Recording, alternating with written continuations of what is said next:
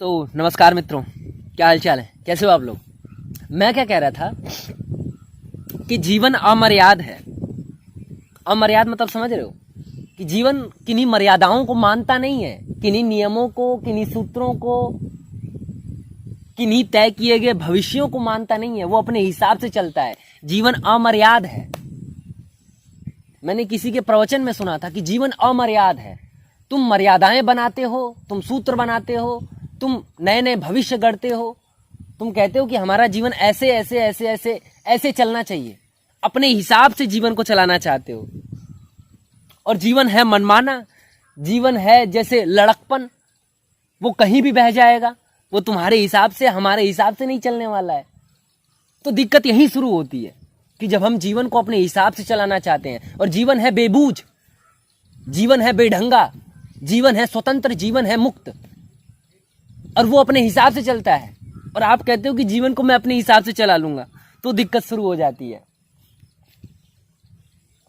और दुख का भी असली कारण यही है कि जब हम जीवन को अपने हिसाब से चलाना शुरू कर देते हैं, कि पैसे हम कहीं डालते हैं, हम सोचते हैं कि ऐसा ऐसा रिटर्न आना ही चाहिए, और जब नुकसान हो जाता है, जीवन अपने हिसाब से चलना शुरू कर देता है। और जब हमारे कर्म फल और हमारे प्रारब्ध के अनुसार हमको फल मिलना शुरू हो जाता है, कि जहां पर हमने रिटर्न बहुत अच्छा खासा सोच रखा था, वहां पर रिटर्न हमको बिल्कुल मिला ही नहीं, उल्टा नुकसान और हो गया, तो दुख होता है, क्योंकि हमने जीवन को अपने हिसाब से चलाने की सोची। तो यदि आपको जीवन के दुखों से मुक्त होना है और आपको अमर्याद बनना है, तो आपको रेजिस्टेंस पैदा करना बंद करना होगा। आपको यह कहना बंद करना होगा कि ऐसे जीवन चलेगा, या फिर ऐसे मैं जीवन को चलाऊंगा, या फिर मेरा ऐसा भविष्य होगा। ये सब बातें करना बंद करना होगा, रेजिस्टेंस पैदा करना बंद करना होगा।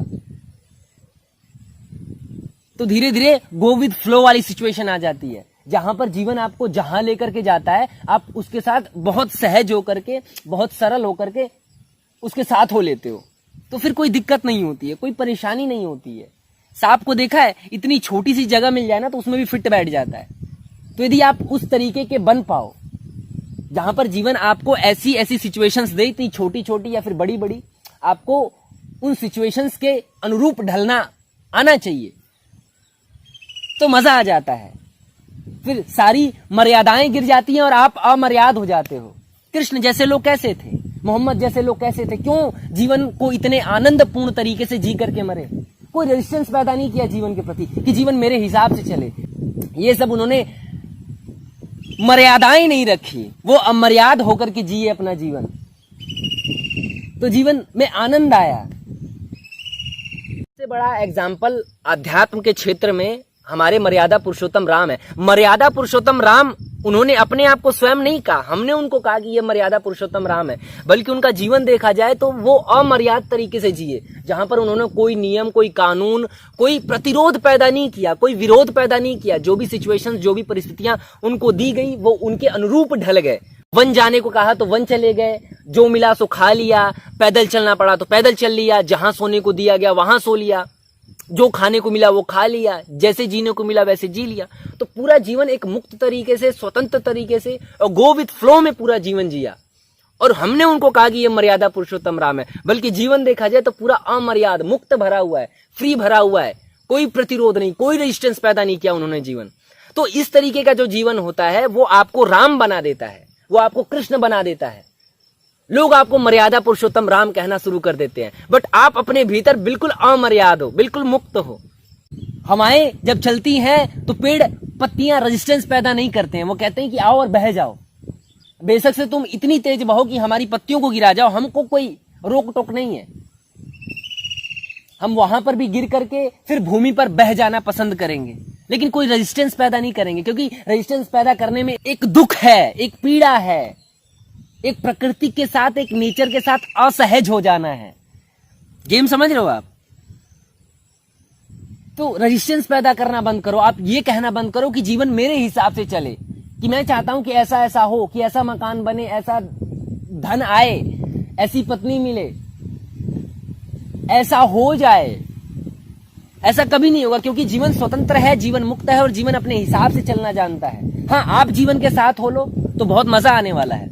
वो कहते हैं ना कि नदी जिस फ्लो में बह रही है, जिस दिशा में बह रही है, यदि आप अपनी नाव को भी उसी दिशा में लेकर के जाते हो ना, तो बहुत मजा आएगा, मेहनत नहीं करनी पड़ेगी और आप अपने लक्ष्य तक बहुत ही आसानी से पहुंच जाओगे। लेकिन यदि आप नदी की बहने की विपरीत दिशा में बहने की चेष्टा कर रहे हो, तो मेहनत करते रह जाओ, उल्टा डूब जाओगे और मारे तो वैसे ही जाओगे।